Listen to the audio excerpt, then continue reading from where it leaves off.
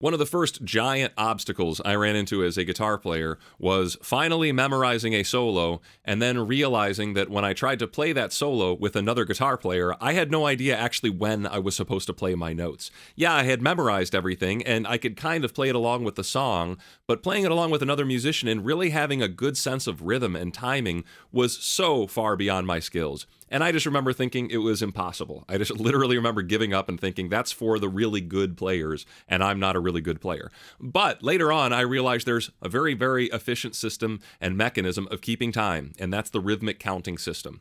So really, this video is going to focus in and demonstrate how I use rhythmic counting to help me play my guitar solos in time. That way, when I'm with a band, I'm actually hitting the right notes. When I'm jamming to the metronome, I'm actually playing the right timing. When I'm playing and it's a cover of the song and we're doing it faster or slower, I can still be in time because I know exactly when to play these notes. So I'm doing this on the guitar, but this is for every instrument. This is about hearing rhythms, understanding rhythms, and then producing those rhythms and tapping our foot.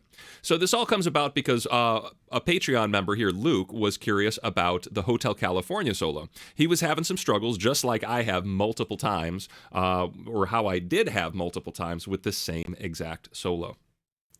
So the idea is here is how can we learn this solo with perfect timing? So even if we just grabbed a metronome, you know, we're playing it right along with the metronome. And that means you really understand the timing for your rhythm. So the concept of this lesson is to teach you about and demonstrate the vocalization process. Hopefully by now you could figure out the rhythms for this exact little passage right here. We have a half note rest, so that's a 1 beat and a 2 beat. Here's a 3 beat. And here we have the counting 4 and a 1. All right, and if we just write in the counts for every single one of these, we should physically do that. We'll write in the number 4, we'll write in and 1, and actually, let's do that. I'm gonna drag up MS Paint, we'll actually write in the counts here. So I've written in the counts here. This is my first beat, this is the pickup beat on 4, and I've written in these other notes in parentheses. These are parentheses. These notes in parentheses are things I often count very quietly. We're not actually playing these notes. We're not actually counting these notes, but I like to keep track of them. So you'll hear as I count this, 4 and a 1 and 2 and a 3 and 4 E and a 1. So this is a 1 beat right here. I haven't written it in just yet. So if we do that again, the count is 4 and a 1 and 2 and a 3 and 4 E and a 1. So I just want to get used to this. And now I'm going to start tapping my foot or clapping my hand, really keeping track of my beats here. I'm going to start from the beginning now with my rest. I'm going to have 1, 2, 3, 4 and a 1 and 2 and a 3 and 4 E and a 1.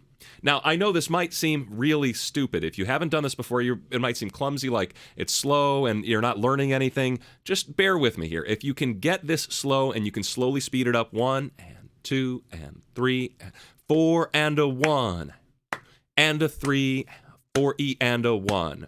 That's the goal, is to start kind of vocalizing this. 1, 2, 3, 4 and a 1 and a 3, 4 E and a 1. So I know exactly where and when these notes are supposed to be played at any tempo. And I just kind of want to get on my guitar, maybe just playing one note with just that same rhythm. 1 and 2 and 3 and 4 and a 1 and 2 and 3 and 4 E and a 1. So now I'm just getting used to that rhythm on my instrument, okay? Then we can slow things down and we can actually learn the notes that I'm supposed to play. What I'm supposed to play is 4 and a 1 and 2 and a 3 and 4 E and a 1. And I'm tapping my foot. You can't see it right now, but I am tapping my foot on every quarter note. 4 and a 1. And I'll just try to bob my head as the foot tap happens again. So here I am counting through this whole rhythm again. 1, 2, 3, 4 and a 1 and 2 and a 3 and 4 E and a 1. Right? With a metronome, let's do it with the metronome set now so you get the idea. A little faster now too. We'll do 1, 1, 2, 3, 4 and a 1 and 2 and a 3 and 4 E and a 1, 2, 3 again. 1, 2, 3, 4, and a 1, and 2, and a 3, and 4, and a 1. I'm a little sloppy. It's kind of hard for me to hear my metronome with my headphones on here as well at the same time. But you get the idea. We should be able to do this at any tempo as long as we can keep track of what is 1E and a 2E and a 3E and a 4E and a 1, 2, 3, 4, and a 1, and a 3, 4E and a 1. So literally, I am learning to sing my leads before I can play them, because I've been using my voice for my entire life. I've only been using my instrument for about half that time. So my voice is better at recognizing patterns, producing patterns at the right time, and understanding. If I can't vocalize when, how am I supposed to do it with this? Like, it means you understand it. If you can say the exact timings, and if you can sing along with a lead, it means you actually know what that lead is doing.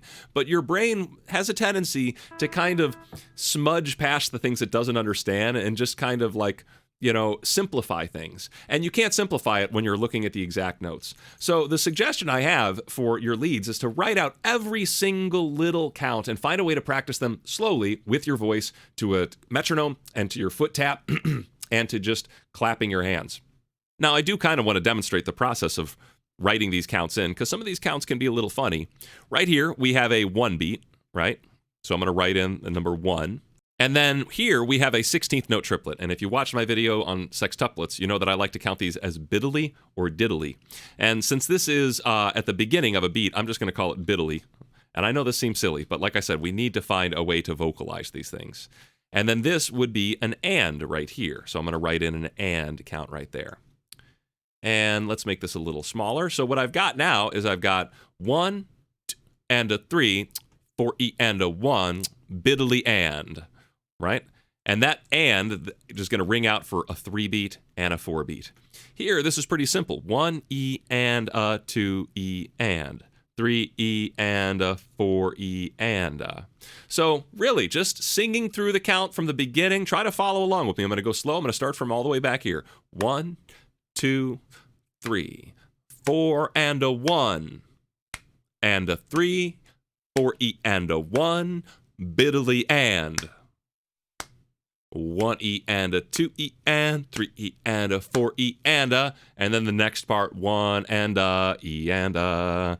And also make sure you get a right transcription, because this transcription is wrong. This says E and a, and it's a and a 4E and. So this note right here, this B right here is actually supposed to be on the 4 beat. They have it notated on the E. So this transcription is incorrect. And that's another thing that can really throw off your performances. If you're trying to play something correctly, make sure you're learning it off the right music. So this is why I suggest tab programs or music programs that can actually play back. And you can hear that you're learning the correct passages first, instead of memorizing and working with something that's actually incorrect. Make sure you can hit play and make sure that's correct, or make sure somebody else has vouched for it. Send it off to a teacher that you trust, that has already worked with that song, that can say, yeah, this is a legitimate transcription for it.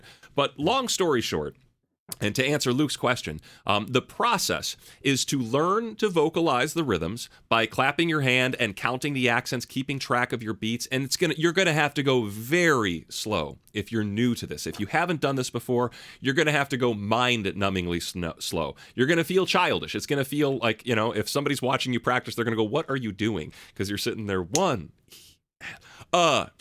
E, and it starts that slow for several weeks, but trust me, these things become internalized. Just like it was hard to play a C chord, and now it's easy to play a C chord, hopefully.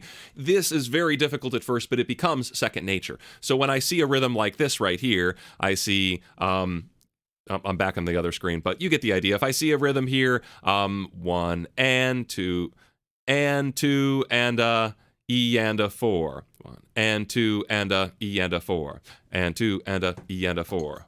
And 2 and a E and a 4. I can start doing that very simply, whereas just that little process would have taken me hours to figure out when I first approached rhythm. And just to kind of clarify, I didn't start learning these rhythmic skills until about 6 or 7 years into my guitar playing career. I had completely ignored the world of rhythm. I thought I could just feel it, and it was, playing live guitar solos where everything fell apart. The solos I'd written just fell apart. The solos that I had practiced fell apart.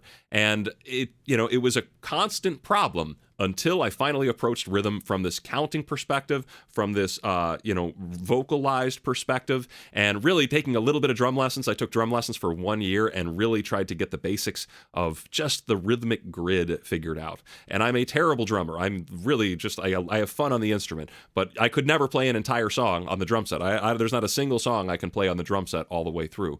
That's fine, because I got the skill of rhythm. I understood the world of rhythm through that lens. So I think it's a very, very valuable skill for anybody who's into playing leads. And this does actually help if you're not just performing leads, but if you're improvising, to have that rhythmic grid in your head, that tekka tekka tekka tekka tekka tekka, or that triplet grid, really kind of helps keep you in between the lines of an improvised jam and keeps it from getting too freeform. So I know this is kind of a ranty video, but I feel it's extremely, extremely important. You can start doing this right away today if you've never done it before. If you don't have the experience with it, if this is a skill that you're like, I can't do that, start learning it, okay? Start learning it right now by just tapping your foot and counting 16th notes. 1 ianda, 2 ianda, 3 ianda, 4 ianda. Get your voice used to this stuff, but I'm telling you, it is one of the several skills that made me feel like a superhero once it had fully developed. It was one of those skills that made me really feel like I had separated myself from the musicians around me and other musicians just because I developed this skill and I chose to pursue this skill. Yes, I still was surrounded by many more talented musicians, but this was one of those things that was a thing that I learned and pursued that made me more powerful, made me more confident, gave me more options. And like I said, it kind of separates, the children from the adult in the music room, those that can really grasp the time grid and to be able to notate things correctly for accurate transcriptions. So I hope this little mini video helps you, and I will be seeing you all shortly.